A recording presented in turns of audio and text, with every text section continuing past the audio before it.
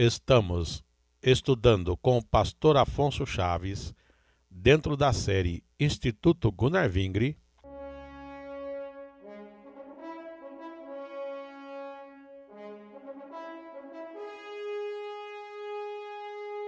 o Ministério de Jesus.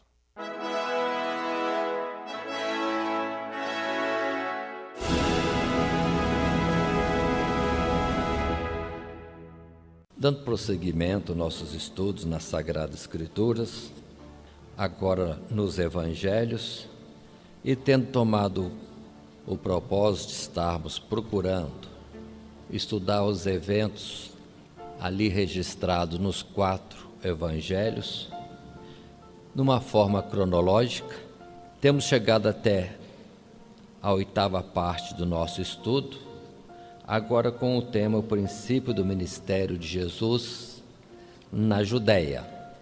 Fizemos a observação de que escolhemos esse texto e temos nos detido mais no Evangelho de João, porque praticamente é ele, João, quem narra todos esses eventos que são na Judéia, com uma ênfase toda especial. E, em particular, acrescentemos que estas informações que temos aqui, e já temos estudado capítulo 3, 4, 5, 7, são eventos que tão somente João narra para nós, e não os outros evangelistas. Mas o próprio João já deixa também registrado que Jesus não ficava na Judéia. Sim, ele teve um princípio de ministério, um começo na Judéia, mas logo que viu que era de conhecimento geral que ele fazia mais discípulos do que João Batista, ele deslocou-se para a Galileia e o seu ministério esteve na Galileia. Mas sempre, em especial nas festas, o Senhor Jesus subia a Jerusalém e ali estava participando das festas, trazendo mensagens, operando maravilhas, o que João narra para nós com mais detalhes. Lembrando também que isso se tornou mais forte com o passar do tempo, quando já os judeus determinaram matar Jesus. Aí Jesus também se detinha na Galileia, já não se manifestava publicamente com muita frequência. E nós estamos estudando isto. E chegamos agora ao registro que João faz e que temos no capítulo 8 do Evangelho por ele escrito. E temos inicialmente, na sequência do nosso estudo, a questão da mulher apanhada em adultério. Lendo o capítulo 8, verso 1, observemos outra vez, diz assim o verso: Porém Jesus foi para o Monte das Oliveiras, e pela manhã cedo voltou para o templo, e todo o povo vinha ter com ele, e assentando-se os ensinava.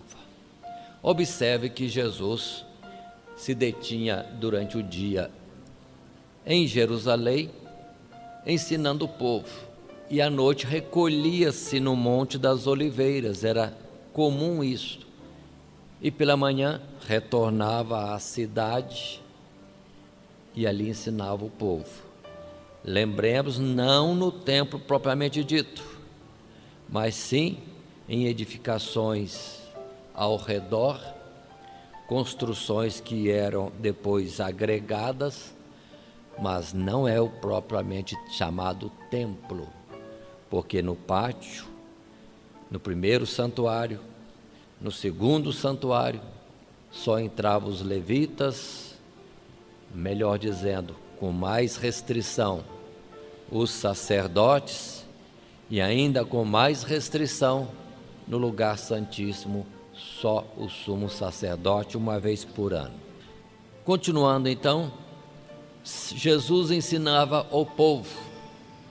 E observem no verso 3, que diz que os escribas e fariseus, justamente os religiosos de nome, de conhecimento do povo como mais rígidos nas coisas de Deus, trouxeram para Jesus a mulher apanhada em adultério e trazem a ele dizendo que ela foi pega no próprio ato, e apresenta a Jesus dizendo que na lei de Moisés ela deveria ser apedrejada, e o que ele teria que dizer ou teria a dizer.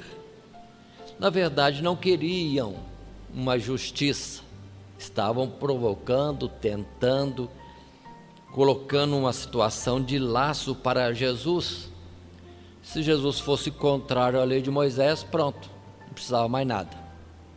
Se fosse a favor, toda a pregação da misericórdia, do amor que Jesus vinha trazendo, e no que também consistia a lei, que era o outro lado, eles teriam que acusar Jesus. Observem que a mulher foi pega em adultério, mas nunca vi alguém adulterando sozinho. E a lei que eles estavam para ela apelando determina, tanto ele ou ela, ambos, no ato de adultério, deveriam ser conduzidos ao julgamento e à morte por apedrejamento. Cadê o homem? Que justiça é essa? E que lei de Moisés está se procurando cumprir? Mas observe que Jesus não entra nessas questões, e já era algo forte para contender, para rechaçar aquela provocação e criar uma polêmica, e ficar talvez o dito pelo não dito. Mas Jesus simplesmente guardou o silêncio e, inclinando-se à terra, escrevia. Não se diz o que Jesus escrevia. Outra vez, não vamos colocar aí afirmações do que Jesus teria escrito ali. Não é dito. Então, se Jesus não revelou para ninguém, não podemos falar. E se revelou, muitas vezes tem que guardar em segredo, porque talvez seja somente um caso em reserva. Insistiram com Jesus. Qual era a orientação dele? Quais as suas palavras no caso? Jesus não entra no mérito propriamente e diz somente aquelas palavras simples do verso 7. Aquele que dentre vós está sem pecado, seja o primeiro que atire pedra contra ela. E tornou-se a inclinar e escrevia na terra. Pronto. Poucas palavras, as palavras certas que são necessárias, e Jesus é mestre nesse particular. E diz as Sagradas Escrituras que um após o outro, começando dos mais velhos, foram se retirando até os últimos. Não ficou ninguém. Observe que Jesus não entrou numa contenda para defender uma posição frente à lei de Moisés, nem quis corrigir a lei de Moisés, nem dar uma nova interpretação, como Paulo veio depois dizer que a lei é pelo amor. Se há algum mandamento, é amar. Se alguém ama, pronto. Não apedrejaria, como também não adulteraria. Mas foi assim que Jesus venceu toda aquela tentação, aquela provocação. E por fim, Jesus volta para a mulher: onde estão os teus acusadores? Ninguém te condenou? E ela pôde dizer que ninguém. E Jesus também lhe disse que nem ele também a condenava. Mas diz para ela: vai-te e não peques mais. Jesus não absolveu assim, de pronto, sem mais nem menos. Houve a falta. Só que Jesus é eterno. Jesus sabe ser delicado. E foi e disse para ela: não te condeno, mas vai e não peques mais. Isso está querendo dizer o seguinte, que de fato ela estava em falta, merecia tudo aquilo que queriam dela e que a lei colocava, mas ali estava o perdão concedido.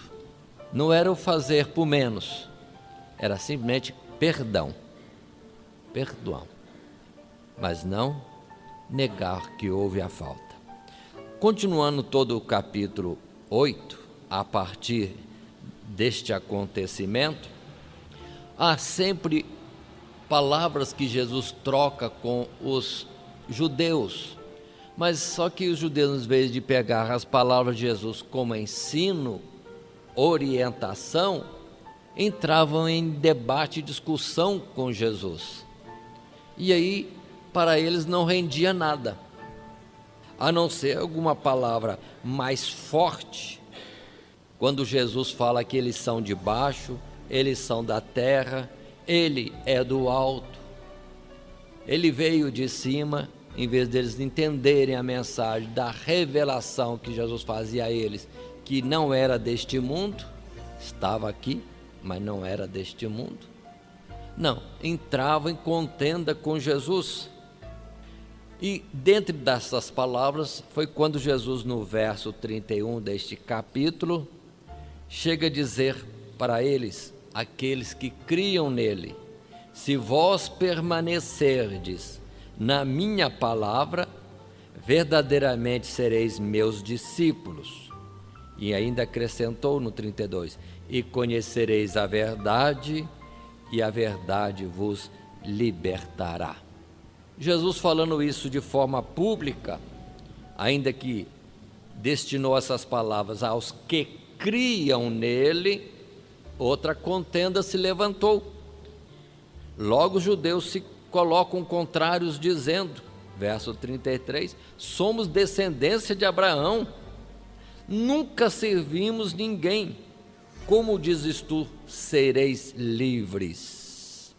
Meu Deus, outra vez, dizendo-se livres, é uma hipocrisia, porque estava bem claro ali, patente, naquele tempo, que os judeus não eram livres, estavam debaixo do jugo romano, não faziam o que queriam, estavam debaixo de restrição, estavam debaixo de ordens, e havia um concorde de limites entre romanos e judeus.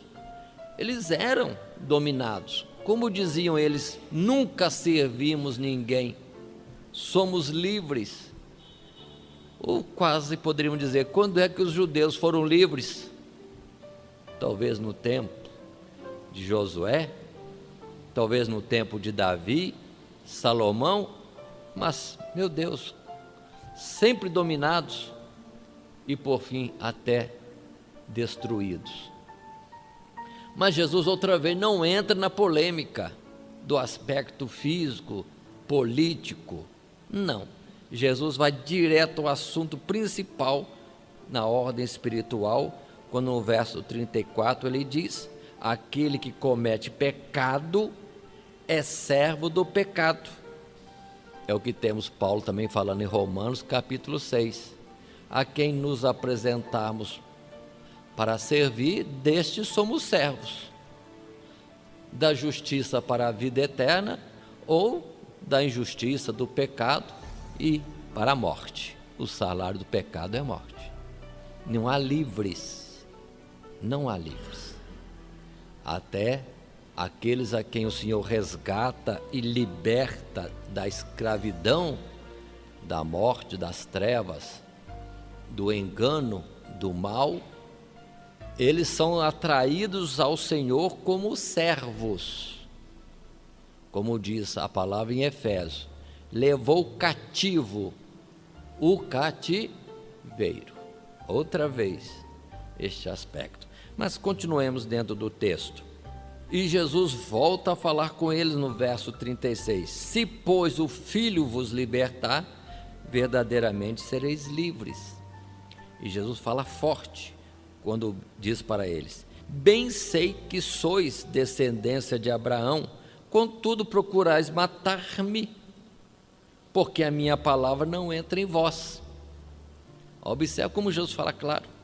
Forte ainda quando Jesus no verso 42 coloca: se Deus fosse vosso Pai, certamente me amaríeis, porque eu saí e vim de Deus, não vim de mim mesmo, mas Ele me enviou. Observem que Jesus falava claro, eles que não queriam entender e não aceitavam. Aí Jesus ainda fala mais forte ainda: tendes por pai ao diabo, verso 44, e quereis satisfazer os desejos do vosso pai. Ele foi homicida desde o princípio e não se firmou na verdade, porque não há verdade nele. E segue essa palavra. Observe como Jesus falou claro.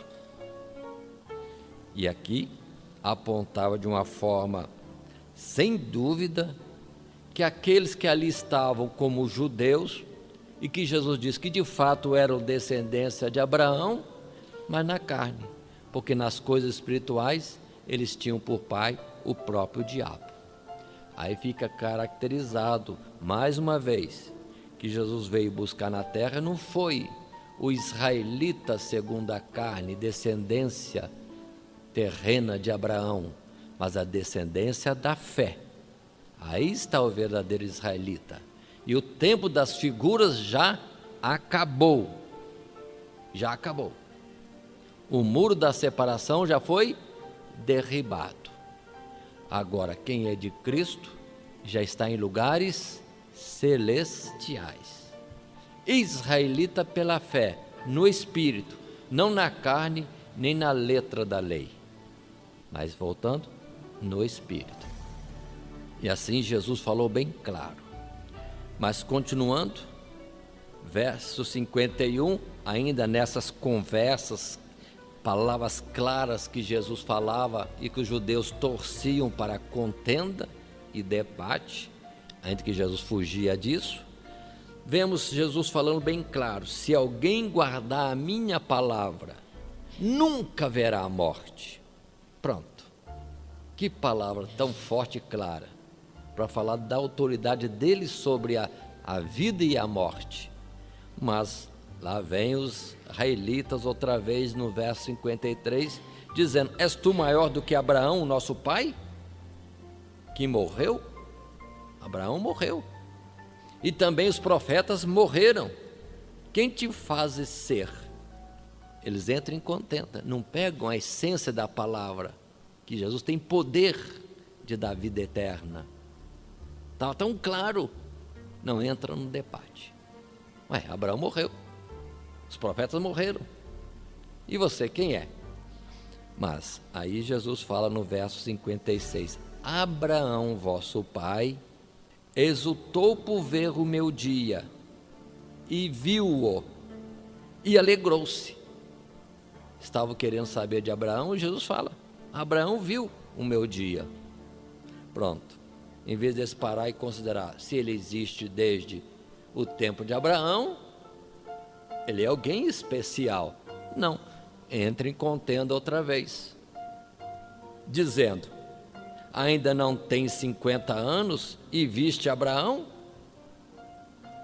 E Jesus fala outra vez de uma forma muito clara, em verdade, no verso 58, em verdade vos digo, que antes que Abraão existisse, eu sou. Precisa uma declaração mais clara de quem é este? Mas aqueles que não têm o coração voltado para Deus, a palavra de Deus parece que não entra, não consegue penetrar.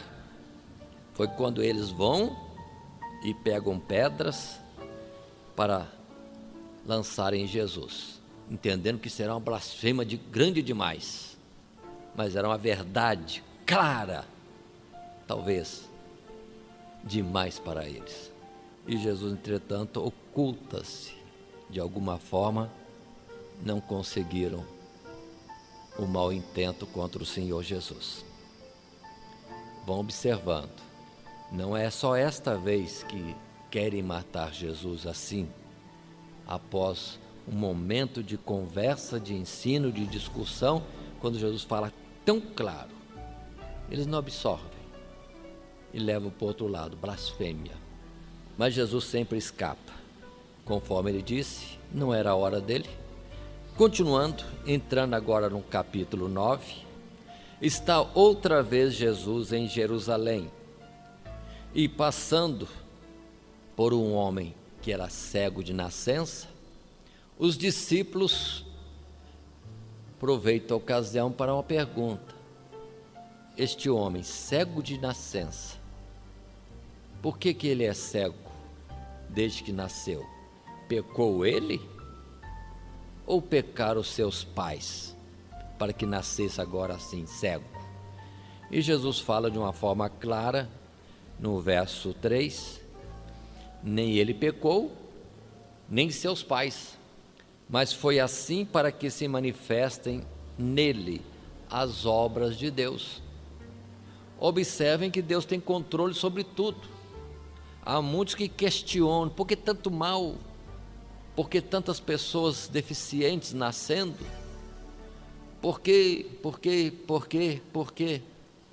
Enquanto na verdade é uma palavra clara para mostrar que tudo está na mão de Deus, coisas boas, coisas ruins, e em tudo isso Deus pode ser glorificado.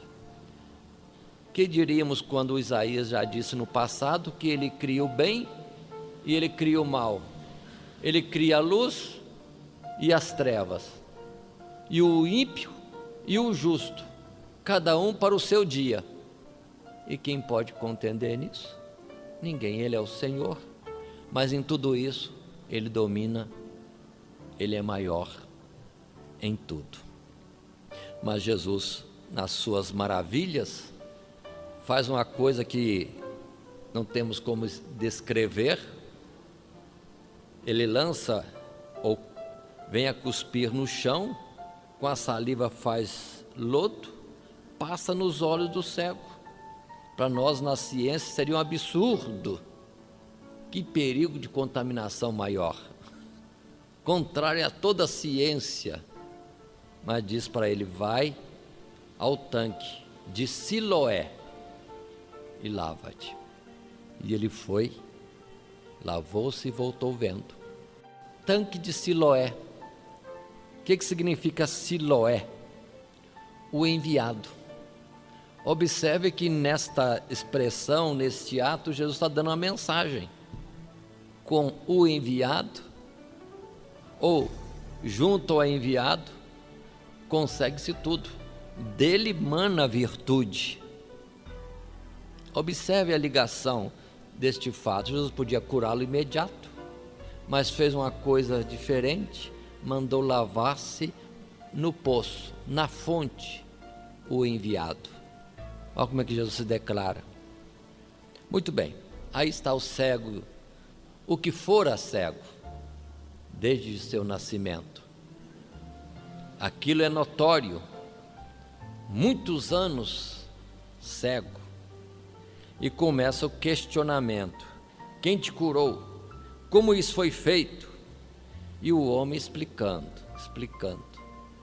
Todas as palavras mostram como que os homens, em vez de admirarem-se de que um israelita irmão tinha sido curado, não, ele está querendo inquirir, investigar, cientificamente ou religiosamente, em vez de se alegrar na maravilha acontecida. Chama os pais, aperta os pais, para ver se não há algum dolo em toda essa história. Nada de crer, só interrogatório. E sempre como um destaque, Jesus tinha feito isso no sábado. Pronto, para os fariseus, acabou. Era uma coisa horrível. Este homem não é de Deus, porque faz isso no sábado. E lembremos que Jesus já se explicou antes. A lei já era quebrantada muitas vezes num ato de misericórdia, quanto mais para dar vista a um homem que era cego, não estava entendendo a lei, nem o que era o sábado. Mas chegaram-se ao homem que foi curado e queriam que ele declarasse que aquele que o tinha curado era um pecador. Como um pecador? E disseram ao cego: o que você diz que ele é então? E o que fora cego disse: é um profeta. É um profeta. Insistiram outra vez no interrogatório, e o homem estava cansado de ser interrogado. Então ele lança essa pergunta: por que quereis ouvir de novo? Já não tenho dito? Quereis vós, porventura, fazer-vos também discípulo dele? Aí isso foi ofensivo. Discípulo de Jesus, não. Observe que absurdo. E disseram para aquele homem: discípulo dele seja você. Nós somos discípulos de Moisés. Nós bem sabemos quem é Moisés, que Deus falou com Moisés e de onde ele é. Mas deste homem aí não sabemos nada. Uma palavra que para os fariseus, judeus e outros era taxativo para repudiar Jesus, para aquele que foi curado é o assombro. E ele expressa: aí que está a maravilha. Aí que está a maravilha. Pode um homem pecador fazer sinais? Ninguém sabe de onde ele é, mas me curou os olhos. E tem mais, ele avisa, observa a sabedoria deste que fora cego. Nós sabemos que Deus, verso 31, não ouve a pecadores, mas se alguém é temente a Deus e faz a sua vontade, a esse ouve. Desde o princípio do mundo, nunca se ouviu que alguém abrisse os olhos a um cego de nascença. Se este não fosse de Deus, nada poderia fazer. O homem declarou tudo, ensinou aos escribas, homens doutos, colocou em ordem os pensamentos. Nunca aconteceu de um cego de nascença vir a enxergar. Então, que homem é esse? Era para todos se admirarem e irem a Jesus ávidos, sedentos de alguma coisa a mais. Pronto. Qual foi a reação? Aqueles homens que interrogavam, clamaram para ele: tu és todo nascido em pecados e nos ensina a nós? E expulsaram a ele. É gozado, todo nascido em pecado, mas estava ensinando. Eles mesmos testificaram. E o bonito, irmãos, que não para essas histórias, tem uns detalhes tão bonitos, como no verso 35. Jesus, sabendo disso, naturalmente se fez encontrar com ele e pergunta para ele direto: crês tu no Filho de Deus? Imagina alguém que tinha sido cego, estava vendo, recebe uma pergunta desta: crês tu no Filho de Deus? Isso mostra que ele não chegou a ver Jesus, porque foi se lavar e não ficou sabendo quem tinha feito com ele aquilo. E Jesus se apresenta com essa pergunta. O verso 36, ele diz assim para Jesus: quem é ele, Senhor, para que nele creia? E o verso 37, Jesus lhe disse: tu já o tens visto, e é aquele que fala contigo.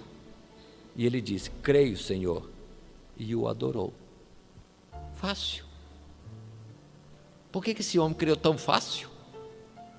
E os outros, vendo, sendo ensinados, não vinham para Jesus?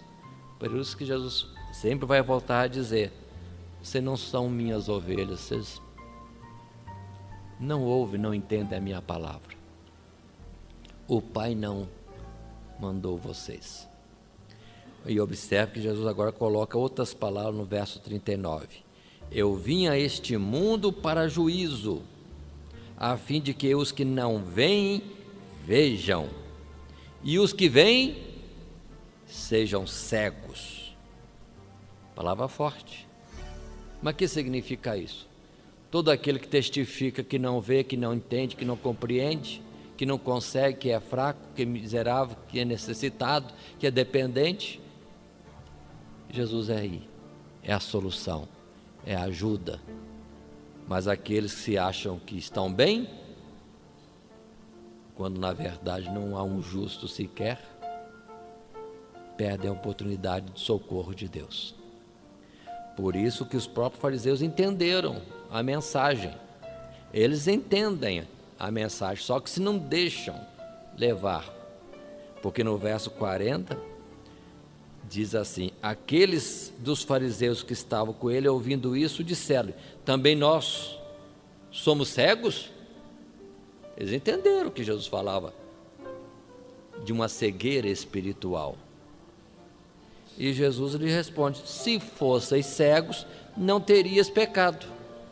Mas como agora dizeis, vemos, por isso o vosso pecado permanece.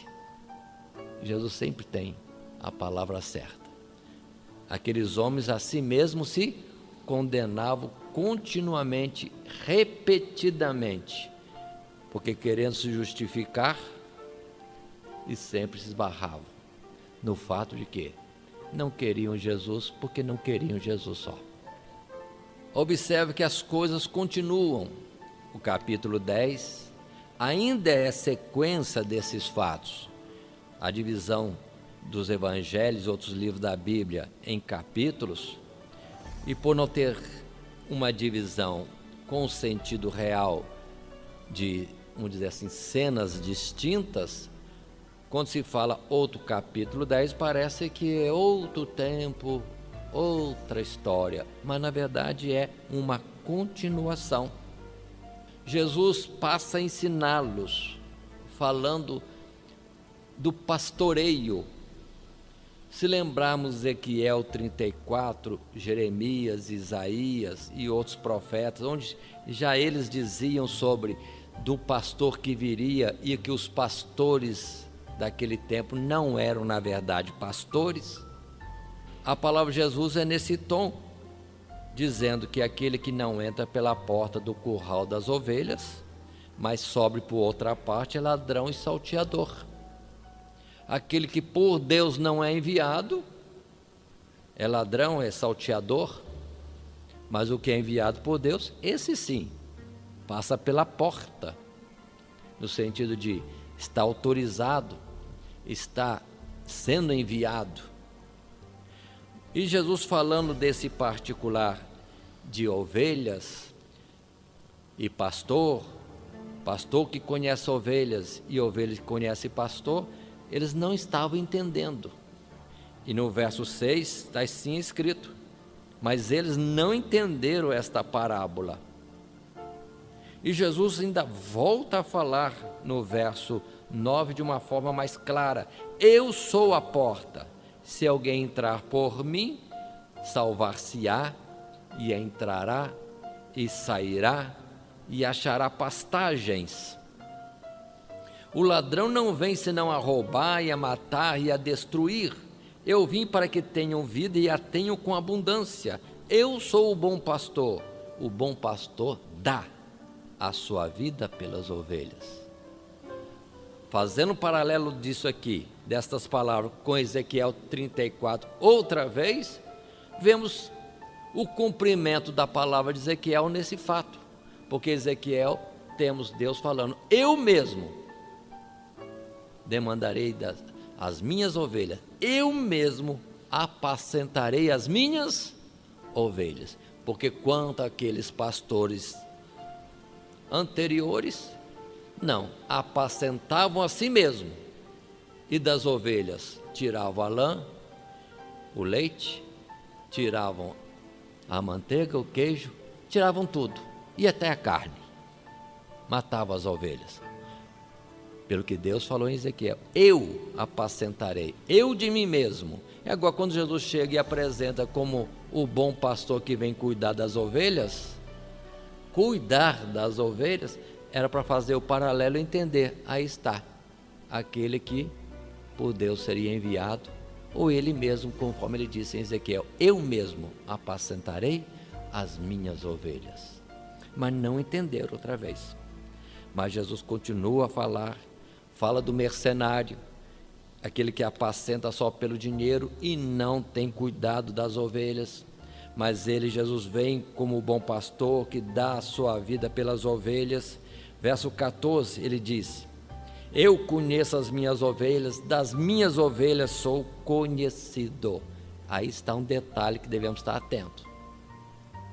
Deve haver uma reciprocidade. Se não houver, alguma coisa está errada. O Senhor nos conhece, mas nós não conhecemos o Senhor? Não conhecemos suas palavras? Aí é onde nós devemos estar atentos, porque muitos se enganam e são enganados. Opa, algo está em contradição, porque o correto é que o Senhor conhece as ovelhas e as ovelhas conhecem o seu pastor. E diz mais a palavra: ouve a sua voz e não segue a estranhos. Todas essas afirmações são para nós alerta, para nós estarmos sempre atentos, ou conforme a palavra que diz, que ninguém ensinará o seu companheiro, mas todos serão ensinados por Deus. Em toda decisão, em todo projeto, em tudo, devemos ir ao Senhor para estarmos numa sintonia com Ele e por Ele sermos ensinados, orientados e virmos a cada dia mais conhecermos o Senhor, que é o seu apelo em Oséias, para o conhecermos mais, e isso progressivamente.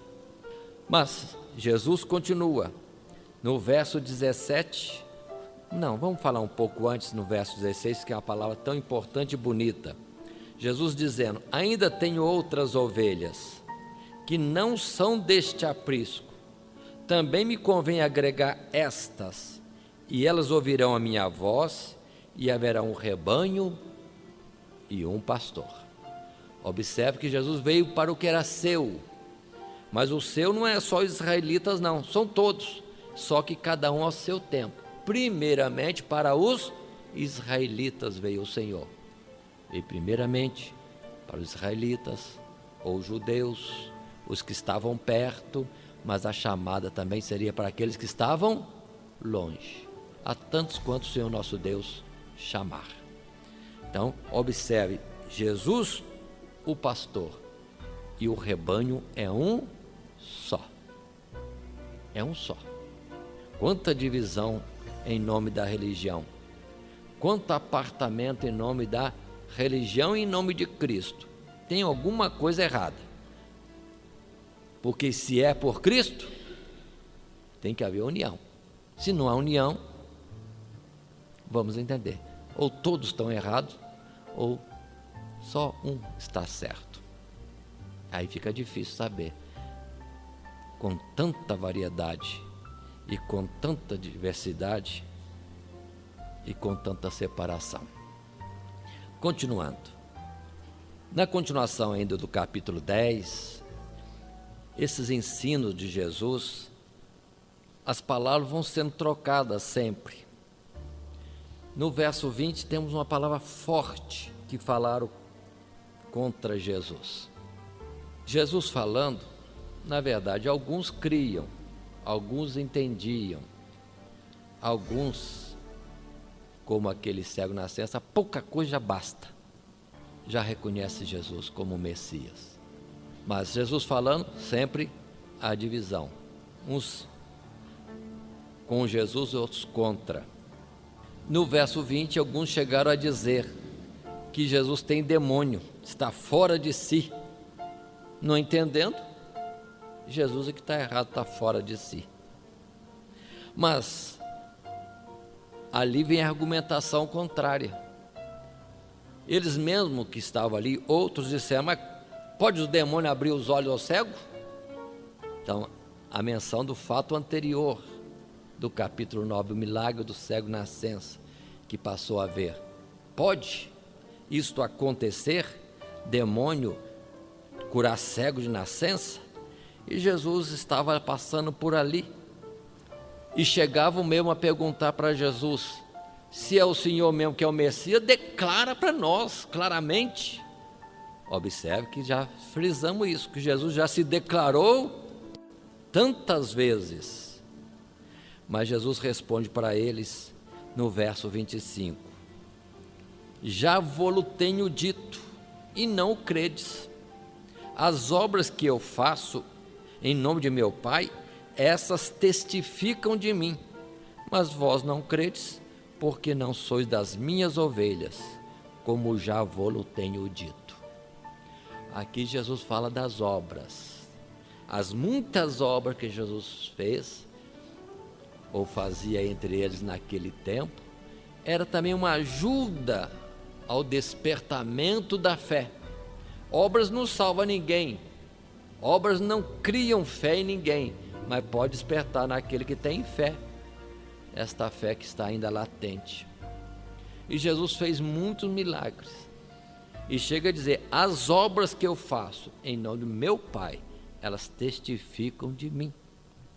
E observe que este assunto de obras vai continuar um pouco mais à frente, porque Jesus continua a falar no mesmo tom no verso 28 e 29. Jesus apresenta-se e diz: dou-lhes a vida eterna, as suas ovelhas, e nunca hão de perecer, e ninguém as arrebatará das minhas mãos. Meu Pai, que mas deu, é maior do que todos, e ninguém pode arrebatá-las da mão de meu Pai. Eu e o Pai somos um. Que declaração! Eles não queriam que Jesus falasse claramente? Jesus falou claramente: o Emanuel, Deus conosco. Eu e o Pai somos um. Mas em vez de ligarem com Isaías capítulo 7, quando isso já era anunciado, Isaías capítulo 9 também, não, pegam em pedras para apedrejar Jesus. E Jesus: para aí, por qual boa obra que vocês vão me apedrejar? Jesus tinha feito tantas obras claras, notórias, entre eles: por qual dessas obras quereis me apedrejar? Verso 32 é que está isso escrito: tenho-vos mostrado muitas obras boas procedentes de meu Pai, por qual dessas obras me apedrejais? Os judeus responderam dizendo-lhe, no verso 33, não te apedrejam por alguma boa obra, mas pela blasfêmia, porque sendo tu homem, te fazes Deus a ti mesmo. Mas eu não queria que Jesus declarasse. Jesus declara e eles se ofendem e diz que é blasfêmia. Continua Jesus dizendo no verso 34, não está escrito na vossa lei? Eu disse: sois deuses. Pois se a lei chamou deuses àqueles a quem a palavra de Deus foi dirigida, e a escritura não pode ser anulada, àquele a quem o Pai santificou e enviou ao mundo, vós dizeis blasfemas, porque disse: sou filho de Deus? Se não faço as obras de meu Pai, não me acrediteis, mas se as faço e não credes em mim, crede nas obras, para que conheçais e acrediteis que o Pai está em mim e eu nele. Procurava outra vez prendê-lo, e ele escapa das suas mãos. Observe, Jesus fala claro, mas ressaltemos também, obras. Jesus continuava fazendo obras, dizendo: creia pelo menos por causa das obras. E no outro lugar, João 14, verso 11, estará também escrito sobre este assunto: se eu não viesse e não fizesse obras tais quais nenhum outro homem tem feito, teriam desculpa. Mas agora não tem mais desculpa. Jesus falou, não entenderam. Jesus fez milagres, maravilhas, prodígios, continuaram não querendo ouvir e nem ouvir. Aí vem a expressão de Isaías: porque ouviram de mau grado. Aqui em particular, quero lembrar que Jesus mesmo fala, na lei está escrito que vós sois deuses. Quem é Deus? Ou quais são os deuses? Todos aqueles a quem a palavra de Deus foi dada. Então observem a palavra de João na carta, no capítulo 3, primeira carta, quando ele disse, o grande amor de Deus para conosco, porque nos chamou para sermos filhos dele. Não parece que somos filhos, mas quando ele se manifestar, nós nos manifestaremos à sua semelhança, porque como ele é, nós seremos, porque como ele é, nós o veremos. Olha essa situação de identidade, de termos divindade em nós, ou terem divindade todo aquele ou todos aqueles a quem a palavra de Deus é dada. Observem isso. Por isso temos na palavra do Salmo 82, verso 6, aquela expressão que diz, vós sois deuses e vós outros filhos do Deus Altíssimo. Então essa declaração já existia em Salmos, e em particular no Salmo 138, verso 1, tem outra palavra também, que está escrita, que diz assim, vamos ler textualmente, sobre o louvor a Deus em meio aos deuses. A palavra é essa, eu te louvarei, Senhor, de todo o meu coração, na presença dos deuses, a ti cantarei louvores. Tem muitos que interpretam que no meio dos ídolos, no meio dos deuses falsos, eu te louvarei, Senhor. Não é isso. A palavra é mais maravilhosa. Aqueles que são de Deus são deuses. Todo aquele que for digno da vida eterna será como Deus, já não podem morrer. O próprio Senhor chama de deuses. Agora, quanto aos ídolos, não são nada. Então, quando nós nos declaramos, louvamos a Deus em congregação, nós estamos lançando louvores em meio aos deuses, todos aqueles que têm a palavra do Senhor. Por isso aquela outra palavra que Jesus disse, que não se envergonhava dos seus, e anunciava e testificava de Deus entre os seus irmãos. Então observe a nobreza, irmãos, da obra de Deus a nosso favor.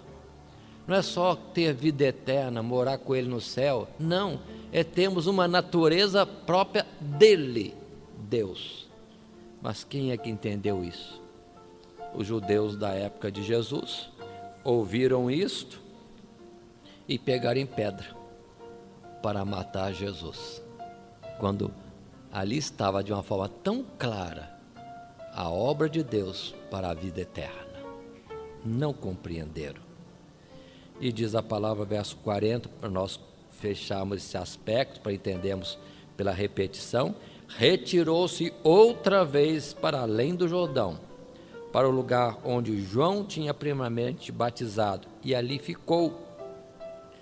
E muitos iam ter com ele e diziam, na verdade, João não fez sinal algum, mas tudo quanto João disse deste era verdade. E muitos ali creram nele. Conferindo ou recapitulando, Jesus não ficava mais em Jerusalém, na Judéia, exposto. Ia, mas fortuitamente, por ocasiões especiais, e retirava-se. Por quê? Não criam nele e queriam matá-lo. E assim se desenvolve, e temos visto mais uma parte do ministério de Jesus na Judéia. Vamos continuar em oportunidade seguinte, no capítulo 11, este mesmo assunto. É quando se fala da ressurreição de Lázaro, também acontecido na Judéia, e fato esse, numa daquelas ocasiões que Jesus voltava àquela terra.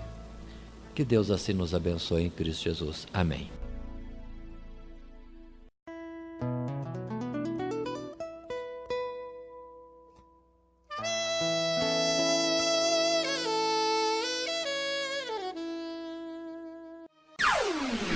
Todo dia, toda hora, muito mais prazer em ouvir. Radionet Grata Nova. Web Rádio, a qualidade que faz a diferença, cada vez mais necessária. Rede Grata Nova de Evangelização. Acesse nosso site www.horadadecisão.com.br. Hora da Decisão, tudo junto, sem acento.